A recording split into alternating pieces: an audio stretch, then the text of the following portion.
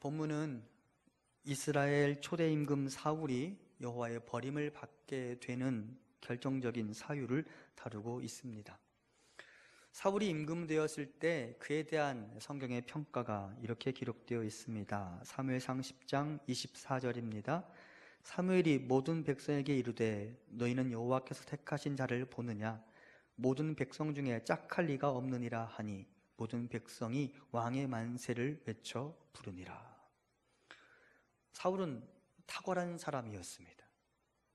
세상 어디에도 사울과 같은 사람이 없었습니다. 사울과 비교할 수 있는 사람이 없었습니다. 다른 사람들과 같이 서 있어도 사울은 어디에서나 눈에 띌 만한 사람이었습니다. 그런데 그런 탁월한 사울이 하나님의 버림을 받게 되었다면 무엇인가 큰 사고를 치지 않았을까 생각하게 됩니다. 사울은 도대체 무엇 때문에 하나님의 외면을 받고 하나님은 그를 대신하여 또 다른 임금을 준비하셨을까요? 사무엘상 15장은 이스라엘과 아말렉 사이의 전쟁의 장면이 담겨져 있습니다. 아말렉은 이스라엘이 광야를 행진하는 동안 첫 번째 싸움을 벌였던 부족입니다. 이스라엘이 광야를 시작하고 14장에서 홍해바다를 건넌 다음에 15장부터 광야 생활을 하는데 17장에 이르러서 이스라엘이 아말렉과 전쟁을 벌입니다. 그리고 하나님은 그 아말렉에 대해서 이렇게 말씀하셨습니다. 민수기 24장 20절입니다. 또 아말렉을 바라보며 예언하여 이르기를 아말렉은 민족들의 으뜸이나 그의 종말은 멸망에 이르리로다 하고, 아말렉이 매우 뛰어난 민족이었던 것 같은데 하나님은 결국은 아말렉은 멸망에 이르게 될 것이다 라고 모세에게 말씀하셨습니다. 그리고 하나님은 지금 이때야말로 이 예언을 성취할 수 있는 시기라고 판단하셨고 전쟁에 나가는 사울에게 다음과 같이 말씀하셨습니다. 사무엘상 15장 3절입니다. 지금 가서 아말렉을 쳐서 그들의 모든 소유를 남기지 말고 진멸하되 남녀와 소아와 젖먹는 아이와 우양과 낙타와 나귀를 죽이라 하셨나이다 하니, 전부 다 그 안에는 모든 생명들을 다 제거하라 라고 말씀하셨죠. 그리고 사울은 이 여호와의 명령을 받고 전쟁에 나갑니다. 하지만 사울과 이스라엘 백성들에게 우양과 낙타와 나귀가 여호와의 명령보다 더 중요하게 다가왔습니다. 그리고 그것들을 다 제거하는 것은 너무나 어리석은 일이라고 판단하게 됩니다. 그리고 그들이 다음과 같이 행동합니다. 15장 9절입니다. 사울과 백성이 아각과 그의 양과 소의 가장 좋은 것 또는 기름진 것과 어린 양과 모든 좋은 것을 남기고 진멸하기를 즐겨 아니하고 가치 없고 하찮은 것은 진멸하니라.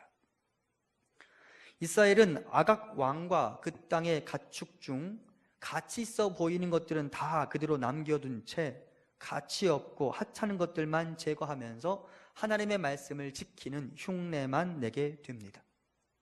게다가 사울은 나중에 사무엘의 추궁을 받는 장면에서 나는 이 일에 무관하다라고 말하며 오직 백성들이 여호와의 말씀을 어겼다라고 변명하게 됩니다.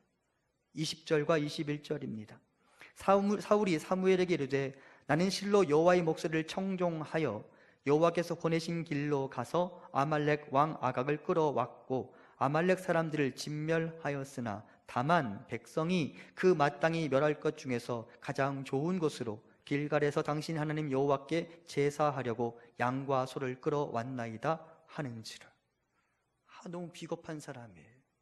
자기도 분명히 여호와의 말씀을 순종하지 않는 일에 동참해 놓고 이런 불순종은 백성들 잘못이다 라고 이야기하며 백성들에게 책임을 전가하고 있습니다. 그리고 이에 대하여 하나님은 사무엘을 통해 이제 이렇게 말씀하십니다. 오늘 우리가 봉독했던 본문 제가 다시 봉독합니다. 사무엘이 이르되 여호와께서 번제와 다른 제사를 그의 목소리를 청종하는 것을 좋아하심같이 좋아하시겠나이까? 순종이 제사보다 낫고 듣는 것이 숫 양의 기름보다 나으니 이는 거역하는 것은 점치는 죄와 같고 완고한 것은 사신 우상에게 절하는 죄와 같음이라. 왕이 여호와의 말씀을 버렸으므로 여호와께서도 왕을 버려 왕이 되지 못하게 하셨나이다 하니. 우린 여기서 매우 충격적인 말을 듣게 되는데 이 일, 즉 아말렉의 아각 임금과 그 가축들을 살려두었다는 이유로 여호와께서 사울을 버리셨다라는 말을 듣게 됩니다. 게다가 여호와 하나님의 말씀을 순종하지 않는 죄는 우상숭배의 죄와 같다라고 말씀하시는 하나님의 소리를 듣게 됩니다. 이것이 매우 충격적이죠. 도대체 순종이 무엇이기에 여호와 하나님은 우상숭배의 죄와 불순종의 죄를 동일한 무게로 다루시는 것일까요? 여러분, 하나님이 제일 싫어하는 죄가 뭐예요? 우상숭배예요. 저울을 놓고 비교해 보면 우상숭배라는 죄를 탁 올려놓으면 그 어떤 것도 우상숭배보다 무거운 죄가 없어요. 반드시 우상숭배 쪽으로 무게추가 내려가게 되어 있어요. 저울추가 내려가게 되어져 있어요. 그런데 지금 오늘 본문에 따르면 우상숭배의 죄 옆에다가 불순종의 죄를 딱 올려놓으면 두 저울 양쪽이 균형을 이룬다라고 말하고 있어요. 그러니까 달리 말하면 하나님이 우상숭배의 죄를 제일 싫어하시는데 하나님은 불순종의 죄도 그만큼 싫어하신다는 말이고, 이 말은 하나님이 불순종을 제일 싫어하신다는 말로도 해석이 가능합니다. 저는 이 본문을 보면서 하나님이 왜 순종과 불순종을 그렇게 중요하게 여기실까 묵상하게 되었고, 오늘은 그 말씀을 나누려고 합니다. 순종이 왜 그렇게 중요한 것일까요? 첫 번째, 순종은 나와 하나님 사이의 관계를 정의하는 것이기 때문입니다. 우상숭배와 불순종이 동일한 무게를 갖는 이유가 무엇입니까? 우상숭배는 내 마음에 여러 신들을 모셔 놓는 것을 의미합니다. 내 마음에 여러 개의 방을 만들어 놓고 내가 유리할 때마다 각각 다른 신들을 소환해내는 것, 그것이 우상숭배입니다. 거기에는 순종은 없고 호출만 있을 뿐입니다. 거기에는 순종은 없고 요청만 있을 뿐입니다. 순종이 없는 신앙은 내 마음대로 신을 골라서 내 마음에 담는 것을 의미하고, 순종이 없는 신앙은 내가 의지하고 섬겨야 할 분이 단 한 분이라는 사실을 거절하는 것을 의미합니다. 하나님이 아이스크림입니까? 내가 원하는 것대로 골라 담을 수 있습니까? 그럴 수 없습니다. 그래서 우상숭배와 불순종은 사실상 같은 것입니다. 달리 말하면 내가 여호와의 말씀에 불순종한다면 그는 우상을 숭배하고 있는 것과 다름없다라고 말할 수 있습니다.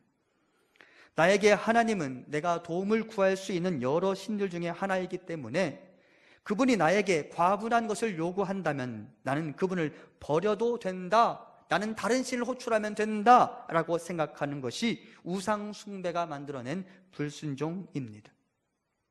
만일 나에게 여호와 그분이 나에게 유일한 신이라면 내가 어찌 그분의 말씀을 가볍게 여기고 그분의 말씀을 함부로 어기며 무시할 수 있겠습니까?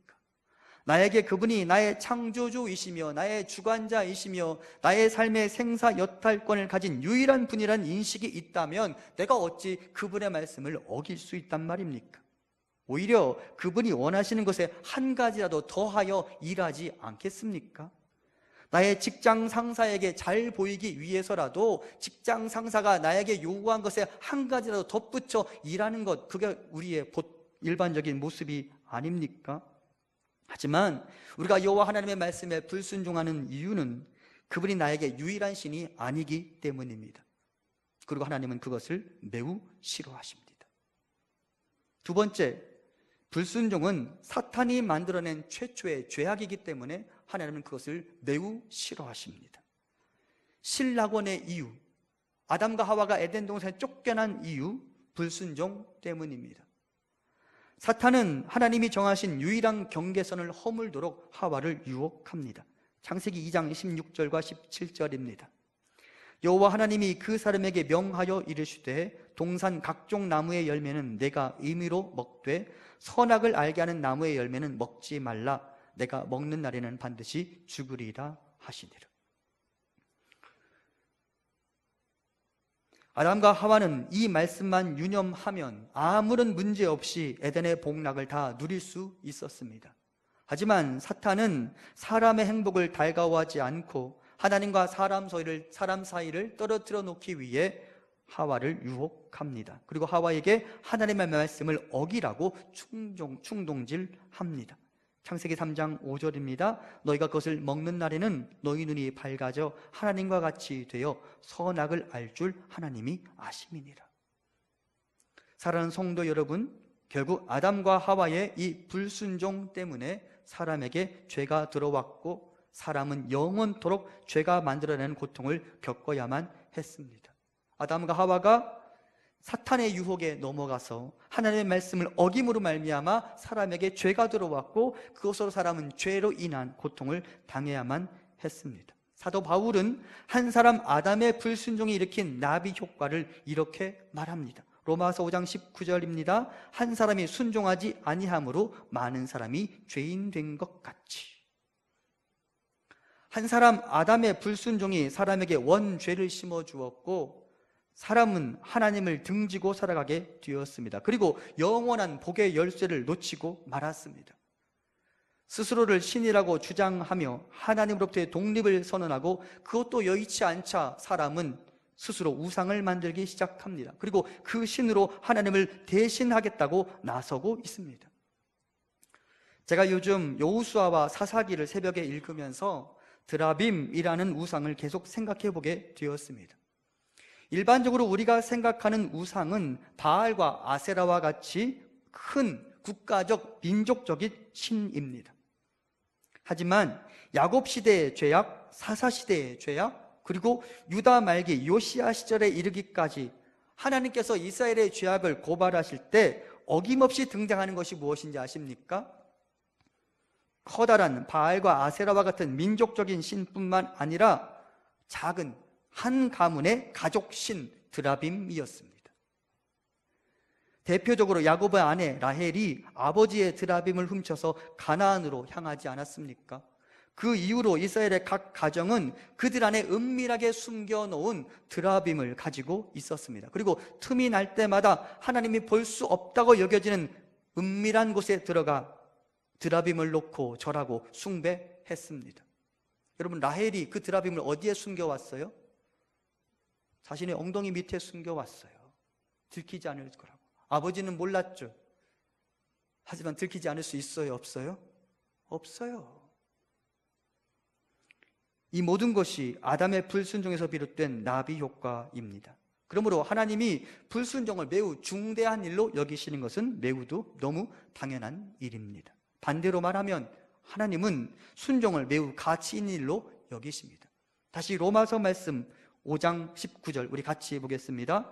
한 사람이 순종하지 아니함으로 많은 사람이 죄인 된 것 같이 한 사람이 순종하심으로 많은 사람이 의인이 되리라. 아멘.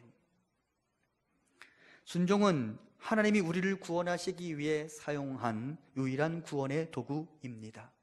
예수 그리스도의 십자가는 죽기까지 복종하신 것의 결과가 아닙니까? 그리고 한 사람 아담의 불순종으로 우리에게 죄가 들어온 것처럼 죄가 들어와 이 땅에 죄악이 만들어지고 죄의 결과 사람이 그 행복의 모든 비밀을 놓칠 수밖에 없었던 것처럼 이번에는 반대로 순종의 결과 사람은 다시 에덴을 회복하고 하나님의 나라를 경험할 수 있게 되었습니다. 그래서 순종은 매우 중요한 것이며 가치 있는 일입니다. 순종이 구원을 만들어냅니다. 순종이 우리에게 에덴의 행복을 되찾아주는 열쇠가 됩니다. 이것이 하나님의 순종과 불순종을 매우 중대한 것으로 여기시는 이유입니다. 세 번째, 순종은 하나님이 사람에게 복을 주시기 위해 우리에게 제안하시는 기적의 통로이기 때문에 하나님은 이것을 중요한 것으로 여기십니다. 하나님의 순종을 중요하게 여기시는 것은 순종이 하나님의 능력과 역사가 이 땅에 일어나게 만드는 통로이기 때문입니다. 성경을 보면 하나님께서 내가 직접 내려가서라는 구절이 있을까요? 없을까요? 내가 내려가서라는 말이 있을까요? 없을까요? 있어요? 없어요? 있어요. 내가 내려가서 있어요. 출애굽기에 보면 있어요. 하나님께서 이스라엘 백성들을 애굽에서 끄집어 내시겠다고 말씀하실 때 내가 내려가서 라는 구절이 있어요. 하지만 성경을 보면 그런 구절들은 흔하게 발견되지 않습니다. 하나님께서 사람을 구원하실 때 내가 내려가서라는 구절은 많이 발견되지 않아요. 대부분 하나님이 사람을 구원하실 때 하나님은 사람의 순종을 사용하십니다. 홍해 바다가 갈라지는 것도 결국은 모세의 손에 들려진 지팡이와 함께 일어난 사건이 아닙니까? 하늘에서 내려온 만나도 저절로 사람의 입으로 들어간 적이 없습니다. 사람이 하루에 한 번씩 광야에 나가 그것을 주워 와야만 하루 동안 온 가족이 식사를 할 수 있었습니다. 가나 혼인잔치를 보십시오. 혼인잔치에 포도주가 떨어졌고 예수님은 어머니 마리아의 부탁을 받고 그곳에 표적을 베풀어 주셨습니다. 그리고 이를 위해 그 집의 하인들에게 말합니다. 항아리에 물을 채우라. 제가 이 구절을 보면서 그동안 좀 간과했던 게 있어요. 여러분, 우리한테 만일 항아리에 물을 채우라고 하면 어떻게 해요? 수도꼭지를 열면 되죠. 그렇죠. 그리고 예를 들면 호스가 없어도 옮겨 담으면 돼요. 그러니까 집 안에서 집 안으로 옮길 수 있어요. 그런데 여러분, 이 당시에 수도꼭지가 있어요, 없어요? 다른 데서 물을 떠와야 되는 거예요. 여러분, 한 가족이 물을 가지고 있지 않아요. 마을에 우물이 있는 거예요. 그러니까 하인들이 예수님의 말씀을 따라서 그 마을에 있는 우물에 가서 물을 떠다가 날랐어요. 몇 리터? 456리터. 제가 정수기 큰 물통이 몇 리터야 되는지 찾아봤어요. 18.9리터래요. 그 정수기 큰 통이 18.9리터인데 하인들이 456리터의 물을 마을에 가서 우물에서 물을 터다가 날라야 했어요. 쉬운 일이에요? 어려운 일이에요? 여러분이 만일 그 당시 하인이었다고 생각해 보십시오. 예수라는 분의 기적을 그 전에 본 적이 있어요? 없어요? 없어요. 이거 첫 번째 표적이거든요. 예수님이라는 분이 능력을 가지고 있는지 없는지 몰라요. 그런데 낯선 예수라는 분이 우리 동네 결혼식에 와가지고 포도주가 떨어졌다고 하니까 니네 저 항아리에다가 물을 채워, 항아리 6통에다가 물을 가득 채워라고 말했어요. 여러분 같으면 하겠어요? 안 하겠어요? 여러분은 착해서 만일 제가 똑같은 상황이라면 뭔 소리 하는 거야? 자기가 채우지. 저는 그랬을 것 같습니다. 말도 안 되는 소리라고 말하고 다른 방법을 찾아보자고 주인에게 말했을 것 같습니다. 하지만 어떻게 되었습니까? 요한복음 2장 6절 이하입니다. 거기에 유대인의 정결 예식을 따라 두세 통 드는 돌 항아리 6이 놓였는지라. 예수께서 그들에게 이르시되 항아리에 물을 채우라 하신즉 아귀까지 채우니 이제는 떠서 연회장에게 갖다 주라 하시매 갖다 주었더니 연회장은 물로 된 포도주를 맛보고도 어디서 났는지 알지 못하되 물 떠온 하인들은 알더라. 연회장이 신랑을 불러. 잔치집의 하인들은 저와는 다른 종자의 사람이었던 것 같습니다. 그들은 아귀까지 채워 넣은 물이 포도주로 바뀌는 기적을 경험했습니다. 이것이 순종의 가치입니다. 순종해보지 않은 사람은 절대 모르는 기적이 베풀어진 것입니다. 저는 요즘 우리 교인들 자녀들이 대학에 합격하고 우리 성도님이 임용고시에 붙었다는 이야기를 들을 때 제일 먼저 이렇게 고백합니다. 감사합니다. 저는 이 고백이 매우 중요하다고 생각합니다. 보통의 사람들이라면 누구누구 집사님 딸, 누구누구 집사님 아들, 누구누구 성도님 대학에 붙고 또 임용고시에 붙었습니다. 그럼 여러분 뭐라고 답하시겠어요? 뭐라고 말씀하세요? 처음에 축하합니다 그러죠. 잘 됐다고 하죠. 하지만 저는 언제나 감사합니다를 첫 번째로 제 입에서 말할 수 있었습니다. 왜 그런지 아십니까? 저는 그 일에 대해서 기도했기 때문입니다. 제가 기도했기 때문에 그 일은 하나님의 도우심의 결과라는 것을 제가 알고 있지 않습니까? 그래서 저는 그런 좋은 일이 있으면 축하 대신 먼저 감사하게 됩니다. 이것은 기도해 본 사람만 알 수 있는 특권입니다. 이와 마찬가지로 순종해 본 사람만이 하나님이 일으키신 기적을 경험하게 되어 있습니다. 그리고 그 자리에서 감사하게 되어 있습니다. 베드로를 보십시오. 베드로는 물고기 잡는 일의 전문가였습니다. 베드로의 그동안에 쌓아온 경험과 경력에 따르면 물고기는 밤에 낚는 게 좋을까요? 아침에 낚는 게 좋을까요? 베드로가 밤에 나가서 물고기 잡았어요? 아침에 나가서 물고기 잡았어요? 밤새도록 낚았는데 한 마리도 못 잡았어요. 그럼 밤에 나갔어요? 아침에 나갔어요? 밤에 나갔어요. 밤에 물고기가 잘 잡힌다고 베드로는 알고 있었습니다. 또한 갈릴리 호수에서는 얕은 곳과 깊은 곳 사이에서 얕은 곳에서 물고기가 더 많이 잡힌다는 사실을 알고 있었습니다. 하지만 밤새도록 한 마리도 잡지 못했습니다. 그리고 예전에 자기 이름을 개바로 바꾸어 주셨던 분, 자기 장모의 열병을 고쳐주셨던 분을 만나게 되고 그분의 말에 따라 아침에 깊은 곳에 가서 그물을 던지게 되었습니다. 말도 안 되는 이야기죠. 내가 더 잘 아는데. 하지만 베드로가 그대로 해보았습니다. 성경이 뭐라고 말해요? 그렇게 하니, 그렇죠? 그렇게 하니 기적이 나타났습니다. 말씀하시는 분의 권위를 인정하고 그 말씀에 순종하면 기적이 나타납니다. 실로암 연못가의 기적을 생각해 보십시오. 주께서 앞을 보지 못하는 그 사람에게 어디로 내려가라고 말합니까? 실로암 연못에 내려가라고 합니다. 여러분, 실로암 연못이 예루살렘에서 지형적으로 가장 낮은 곳이라고 말씀드렸어요.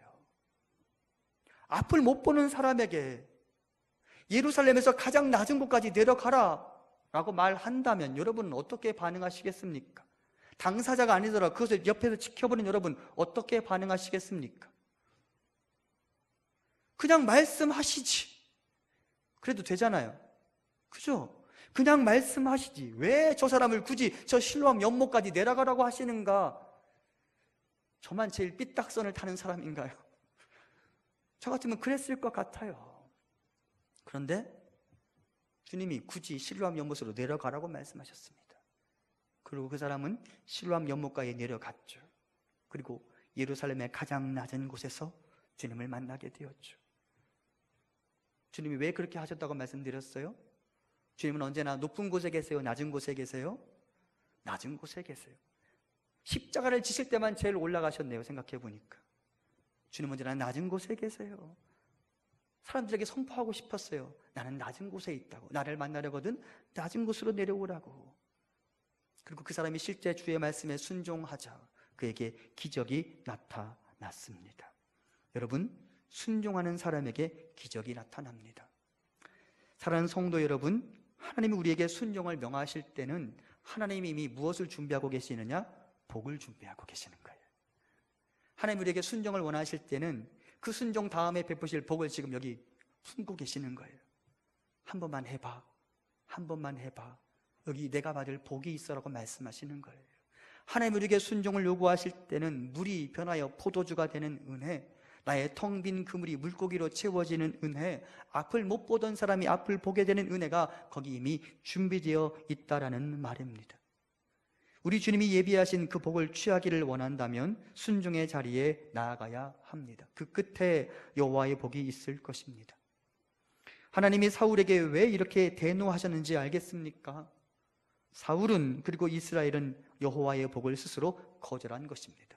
그 옛날 아담처럼 스스로 에덴의 복을 걷어찬 것입니다. 그리고 하나님은 이를 간과할 수 없었습니다. 여러분, 하나님은 순종이야말로 믿음의 또 다른 용어라고 말씀하십니다. 우리가 잘 아는 구절 히브리서 3장 18절 19절 같이 봉독합니다. 또 하나님이 누구에게 맹세하사 그의 안식에 들어오지 못하리라 하셨느냐? 곧 순종하지 아니하던 자들에게가 아니냐? 이로 보건대 그들이 믿지 아니함으로 능히 들어가지 못한 것이라. 매우 중요한 구절입니다. 18절 다시 보여주세요. 하나님이 출애굽 1세대들의 대부분을 다 광야에서 죽게 하셨습니다. 여호수아와 갈렙을 제외하고. 여호수아와 갈렙을 제외한 출애굽 1세대는 다 광야에서 죽고 가나안 땅에 들어가지 못했습니다. 왜? 순종하지 아니했기 때문에. 그렇죠? 불순종 때문에 이스라엘이 가나안에 들어가지 못했습니다. 자, 19절 다시 봅니다. 그런데 19절은 다시 이렇게 말합니다. 이로 보건대 그들이 뭐하지 아니함으로? 믿지 아니함으로 능히 들어가지 못한 것이라. 불순종과 믿지 않는 것이 똑같은 언어라고 말하는 거예요. 달리 말하면 믿음은 순종과 같은 단어라고 지금 우리 주님이 말씀하시는 것입니다. 하나님에게 두 단어는 별개의 단어가 아니라는 말입니다. 믿음을 가진 사람은 순종하게 되어 있고 순종하는 사람은 자신의 믿음을 증명하는 셈입니다. 사랑하는 성도 여러분, 여러분에게 믿음이 있습니까?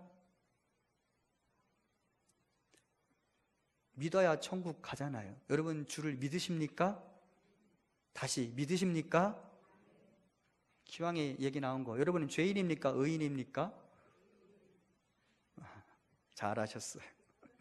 여러분의 믿음이 있잖아요. 그러면 내 믿음이 진짜라는 사실을 하나님께 보여드리기를 원한다면 내 삶에 어떤 단어가 가득 가득 채워져 있어야 하느냐? 순종이라는 단어가 가득 채워져 있어야 합니다. 사랑하는 성도 여러분, 잘 믿는 사람은 잘 순종하는 사람이 되어야 합니다.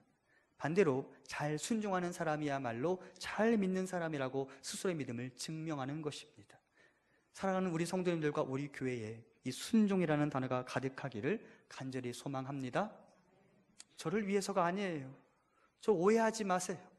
제가 저를 위해 여러분들을 저에게 유리한 대로 제 사역에 동원하기 위해 여러분에게 순종하라고 말씀드리는 게 아니에요. 정말입니다. 저는 우리 교회 모든 성도님들이 우리 아버지 하나님께서 예비하신 그 복을 충분히 받아 누릴 수 있기를 소망합니다. 그것을 원한다면 잘 믿는 만큼 잘 순종하시기를 바랍니다. 안 끝났습니다. 네 번째, 하나님의 순종을 중요하게 여기시는 이유는 순종이 제사의 기본 정신이기 때문입니다. 순종은 나를 드리는 행위입니다. 순종이 제사보다 낫습니다. 오늘 본문 22절입니다. 사무엘이 이르되 여호와께서 번제와 다른 제사를 그의 목소리를 청종하는 것을 좋아하심같이 좋아하시겠나이까? 순종이 제사보다 낫고 듣는 것이 숫 양의 기름보다 나으니. 여러분, 이 구절을 오해하시면 안 돼요. 순종과 예배를 비교하는 게 아니에요. 진정한 순종이란 내 마음, 내 계획을 포기하고 하나님의 것을 취하는 것이라는 말입니다. 그렇게 내 안에서 나를 지우는 것이 제사의 기본 정신입니다. 진정한 예배자는 예배 가운데 만난 하나님을 통해 내 안에 나를 죽이고 나를 비우고 그 안에 하나님의 마음을 채워 넣어야 합니다. 진정한 예배자는 나의 생각을 버리고 그분의 생각을 내 안에 채워 넣어야 합니다. 그것이 예배입니다. 그리고 그렇게 나를 비우고 그리스도를 내 안에 채워 넣는 것이 순종의 시작이 아니겠습니까? 하나님은 순종하는 사람을 찾으십니다. 그가 바로 진정한 하나님의 사람이라 말할 수 있기 때문입니다. 그리고 하나님은 순종하는 사람을 아름답게 여기십니다. 순종하는 사람이야말로 하나님을 중요한 분으로 인정한다는 말이 되기 때문입니다. 미스 하나님의 나라, 어떤 사람인지 아세요? 미스 하나님의 나라, 미스터 하나님의 나라, 미스터 천국. 몸매가 아니에요. 그 삶에 순종이 붙어 있느냐 아니냐, 그게 중요하다는 말입니다. 화면을 잠깐 보겠습니다. 미켈란젤로라는 유명한 작가의 피에타라는 작품입니다. 피에타라는 말은 슬픔, 비탄이라는 것을 의미하는데, 마리아가 죽은 예수님의 시신을 안고 있는 장면을 형상화한 것이 바로 미켈란젤로의 피에타입니다. 이 장면을 뒤의 배경을 다 날리고 흑백으로 한번 감상해 보겠습니다. 이렇게 보면 여러분, 마리아와 예수님 사이에서 누가 더 커 보입니까? 마리아가 훨씬 더 커 보이죠? 십자가 위에서 내려오신 예수님보다 마리아가 훨씬 더 커 보이는 게 사실입니다. 그리고 사람들은 미켈란젤로가 마리아와 예수님의 관계를 잘못 묘사한 것은 아닌지 의문을 갖기도 합니다. 하지만 어느 교양 프로그램에서 이 장면을 다음과 같이 해석하는 장면을 본 적이 있습니다. 이번에는 피에타를 정면에서가 아니라 벌써 넘어왔네요. 위에서 바라보도록 하겠습니다. 어떻습니까? 이번에는 마리아가 커 보입니까? 예수님이 커 보입니까? 예수님이 훨씬 더 커 보입니다. 위의 관점, 하나님의 관점에서는 마리아보다 죽기까지 복종하신 예수 그리스도가 훨씬 더 커 보인다는 말입니다. 하늘의 관점에서는 마리아는 그 얼굴도 보이지 않습니다. 다만 예수 그리스도 그분의 얼굴과 몸만 보일 뿐입니다. 무슨 말입니까? 하늘의 관점, 하나님의 관점에서는 죽기까지 복종하신 예수 그리스도가 너무도 크게 보인다는 말이 아니겠습니까? 이것이 순종에 대한 하나님의 관점이 아닐까요? 하나님은 이 땅에서 어떤 사람을 주목하실까요? 하나님은 이 땅에서 순종할 수 있는 사람, 하나님의 말씀에 예스 할 수 있는 사람을 찾으십니다. 그것이 믿음이며 그것이 예배자의 자세이며 그것이 하나님을 하나님으로 인정하는 사람의 모습이며 그것이 하나님의 뜻이 이 땅에 현실이 되게 만드는 기적의 통로이기 때문입니다. 우리 하나님을 향한 자세를 점검하며 사울의 실수를 반복하지 않기 위하여 여호와께 순종하는 우리 한 분 한 분의 성도님들 되시기를 간절히 소망합니다.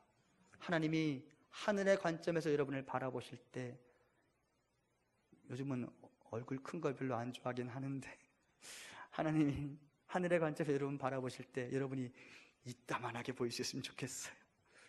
여러분이 하나님께 즐거이 순종해서 하나님이 보실 때 인정할 만한, 그래 내 믿음이 그와 같구나 라고 할 만한 그런 순종이 우리 삶에 가득하기를 간절히 소망합니다. 크게 아멘 하세요. 아멘. 아멘부터 하세요. 아멘부터 좀 하세요. 순종, 그것이 우리에게 하나님의 복의 통로인 줄 알아 순종하는 삶을 살아가기를 바랍니다.